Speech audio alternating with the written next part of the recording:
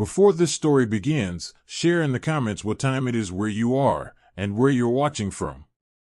Amara adjusted the hem of her sapphire blue dress, bought second-hand for just a few coins, and sat quietly in the corner of the crowded restaurant, trying to steady her breath. The fabric clung awkwardly at her knees, reminding her she didn't belong among chandeliers and polished silver. Two crystal glasses sparkled on the table, one for her, the other waiting for a man who hadn't arrived, each glance at it twisting the knot in her stomach. Her old phone trembled in her hands, the screen scratched, as she tapped again and again, hoping for a message from Elias, the man who had promised she wouldn't have to worry, and yet, silence weighed heavier than words. Inside her purse lay a single crumpled $5 bill, her safety net, her bus fare if everything collapsed.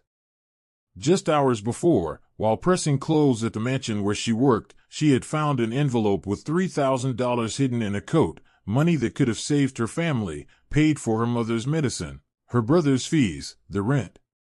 And still, guided by honesty after years of hardship, she returned it to its owner, Victor Hale, a powerful tycoon.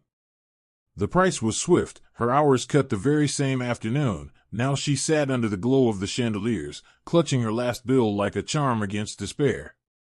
The waiter approached, polite but firm, asking for a card to confirm the table. Amara swallowed, rubbing the seam of her worn purse, and whispered that her guest would arrive any moment, that he had promised everything was taken care of. The waiter forced a smile, his eyes glancing at her plain dress before moving on, her cheeks burning because she had no card, only the wrinkled bill.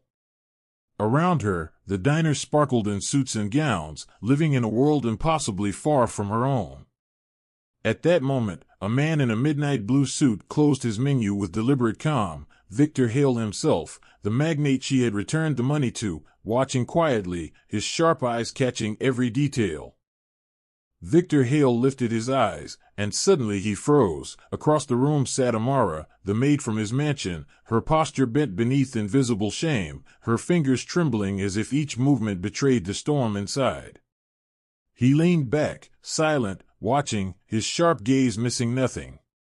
Then the door swung open with a gust of cold air, and Elias strolled in with careless arrogance, jacket loose, hair slicked with too much gel, a smug grin carved on his face.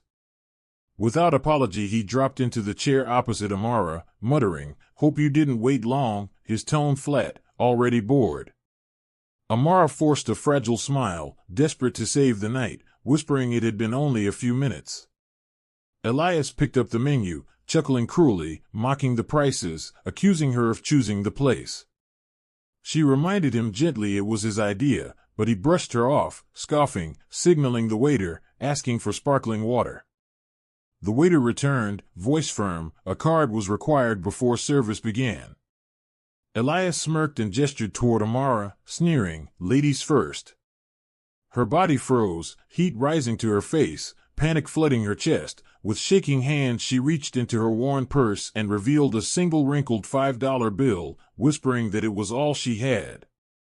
Elias exploded with laughter, too loud, drawing stares, mocking her for bringing $5, his voice dripping with cruelty. Amara lowered her gaze to the spotless tablecloth, fighting tears that burned at the edges of her eyes. He pressed on, louder, shaming her in front of everyone, calling her a joke, ridiculing her life of crumbs. Murmurs spread, strangers whispered, their judgment cutting her deeper than his words. She tried to explain, lips trembling, but he cut her off with a cruel smirk, exposing her as a maid, stripping her dignity under the chandeliers. The manager approached, suit immaculate, expression stern, declaring they must leave without a valid card. Amara rose quickly, clutching her bag, whispering that she would go, her voice cracking under the weight of humiliation. And then, the sharp scrape of a chair echoed across the room, every head turned. Victor Hale stood tall, midnight blue suit shimmering under the light, his calm expression carrying an authority that silenced the crowd. When he spoke, his voice was steady, measured, impossible to ignore. "That won't be necessary." Amara's eyes widened, horror and recognition colliding in her chest. Of all people, Victor Hale was the last man she wanted to see her stripped of dignity. She stammered, "Sir," her voice fragile, but his steady gaze held her in place, the restaurant wrapped in silence as though the air had thickened. Elias smirked, breaking the stillness, mocking that she needed a knight in shining armor, twisting the word "maid" like salt in an open wound. Victor stepped forward, his presence commanding the room until Elias's sneer faltered, declaring firmly that she was not just a maid, she was Amara, a woman of rare integrity, and tonight, his guest. The floor manager tried to object, but Victor's hand slid a sleek black card across the table, his voice like steel, demanding service and an apology. Flushed with shame, the manager turned to Amara, offering regret, but she whispered it wasn't a big deal. Victor's voice cut through, unwavering, insisting it was a big deal, that you never apologize for being humiliated, you apologize for humiliating someone. A murmur rippled through the diners. Elias scoffed, mocking her again, saying she had only $5, sneering that she didn't belong. Victor's jaw tightened, eyes burning with resolve, his words slicing the air. "You want to talk about money, then let's talk about integrity." He revealed the truth. Earlier that day Amara had found an envelope with $3,000 in his jacket. No one saw, no record, that money could have changed her life, and yet she quietly placed it on his desk without a word. The room went silent, heavy, as Victor declared that was who she was, and Elias dared to reduce her worth to $5.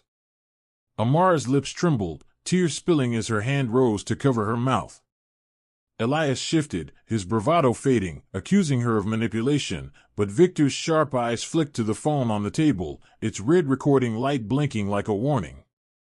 "Delete the recording," his command cold, immovable. All eyes turned, Elias stammered, but Victor snapped now, and 2 security guards appeared at his side.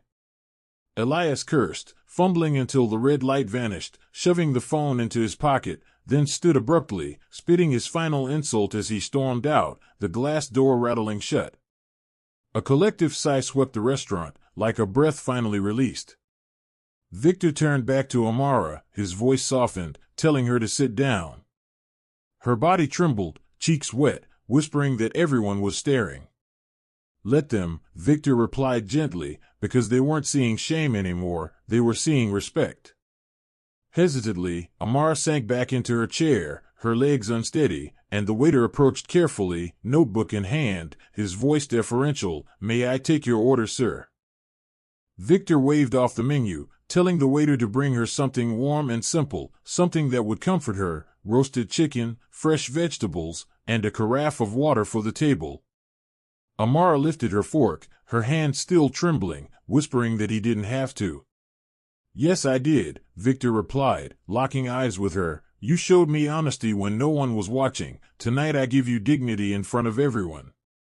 Tears fell again, but this time they were joined by a fragile smile, like dawn breaking after a long night. The next morning, Amara stood nervously at the threshold of Victor's office, still in her maid's uniform, the room grand with dark wood panels and tall windows framing the skyline.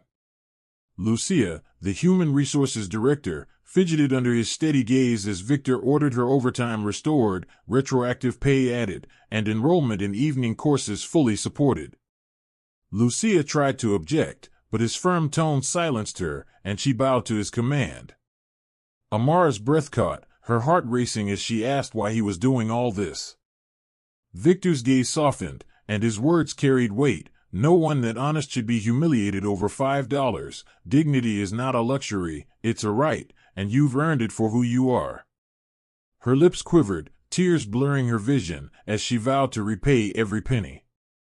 But Victor shook his head gently, smiling faintly, telling her this was not a debt, it was justice, and it belonged to her.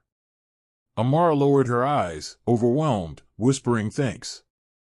"Don't thank me," he said softly, "remember this moment, and when the time comes, be the one who lifts someone else up."